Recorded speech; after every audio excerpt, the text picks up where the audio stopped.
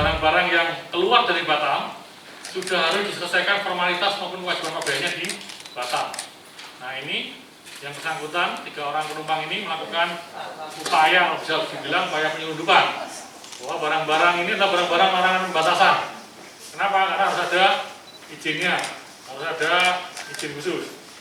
Jadi Bea Cukai Juanda bersama dengan Satgas Pam Manudal berhasil melakukan penggagalan upaya pembawaan handphone ilegal asal kawasan bebas Batam dengan tujuan Surabaya melalui Terminal 1.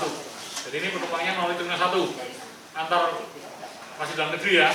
Jadi dari Batam ke Surabaya.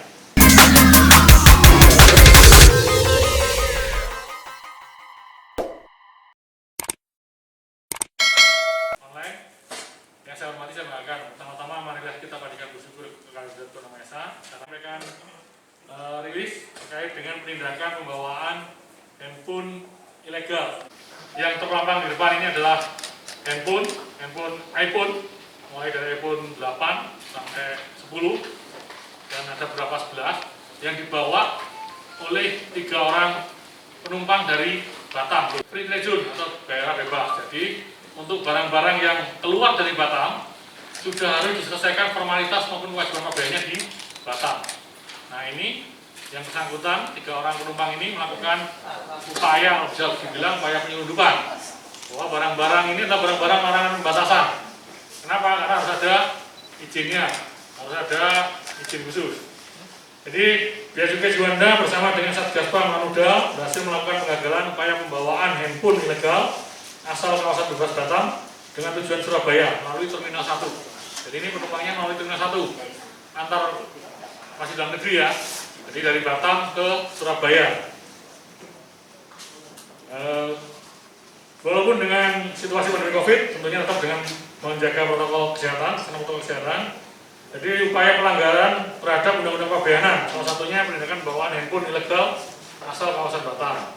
Jadi pada waktunya kapan? Pada hari Sabtu tanggal 27 Februari 2021, petugas dari pengawasan Juanda melakukan informasi dari Bea Cukai, rekan kami Bea Cukai di Batam bahwa ada indikasi penumpang yang lewat sana tanpa menyelesaikan formalitas pabeanan dengan membawa barang-barang yang wajib diselesaikan formalitasnya.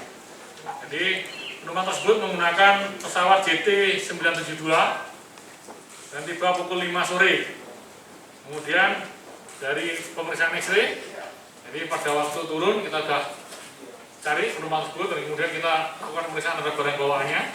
Dari pemeriksaan X-ray kedapatan bahwa 3 ransel dan 2 koper ya, itu ada dibawa oleh 3 penumpang tadi. Ternyata begitu dicek, isinya adalah handphone, 1 koper dan 1 tas ransel milik saudara Aset didapati 114 piece iPhone 10 tanpa dilengkapi kotak dan charger dalam kondisi baru, jadi batangan aja nih, kondisi baru. Kondisi bukan baru Pak, jadi kondisi refurbish, istilahnya refurbish ya. Kemudian yang kedua, 1 koper dan 1 tas ransel milik saudara RA didapati 104 iPhone 10, kondisi bukan baru atau bekas, dan juga 1 tas ransel milik saudara MM didapati 15 piece iPhone 7, 9 piece iPhone 8, 15 piece iPhone 10, dan 11 piece iPhone XR. Semuanya tanpa dilengkapi dengan charger atau kondisi bukan baru, bekas. Perkiraan nilai barang selundupan handphone tersebut sekitar 1,5 miliar. Jadi aturan yang dilanggar adalah sesuai dengan Peraturan Menteri Keuangan Nomor 47 Junto 120 tahun 2012 Junto 84 tentang tata laksana pemasukan dan pengeluaran barang ke dan dari kawasan yang telah ditetapkan sebagai kawasan perdagangan bebas dan pelabuhan bebas dan pembebasan cukai, menyatakan bahwa barang dagangan yang dibawa oleh penumpang dan awak sarana pengangkut diselesaikan oleh penumpang dan awak sarana pengangkut, pengusaha, pemilik barang dagangan atau kuasanya dengan menggunakan PP FTZ 01. Jadi ini dokumennya adalah PP FTZ 01, dia tidak ada tersebut.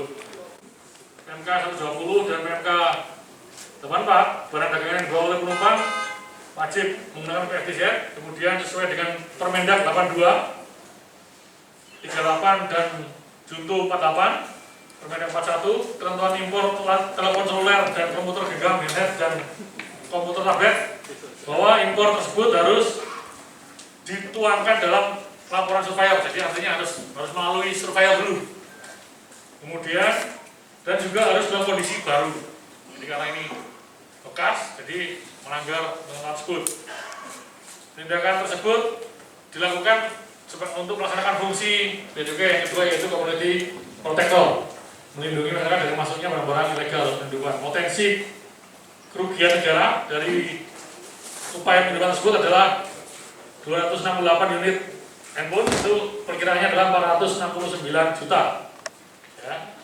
Mengatakan upaya pengelolaan handphone tersebut dari kawasan Batam merupakan kerjasama yang baik dan wujud sinergitas yang baik antara komunitas Bandara Juanda, Bea Cukai, Juanda, Lanuda, Pomal, dan juga PT Angkasa Pura I. Jadi kita ingin mewujudkan Bandara Juanda ini yang steril. Diketahui bahwa sifatnya yang khusus, yaitu enklas sipil. Ya.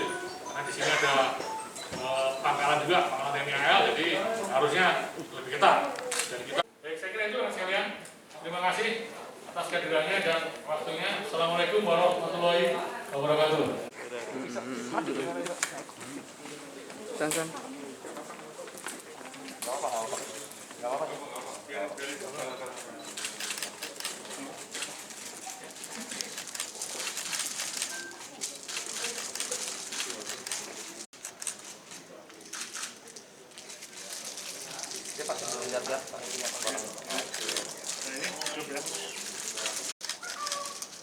Ada yang mau tukar?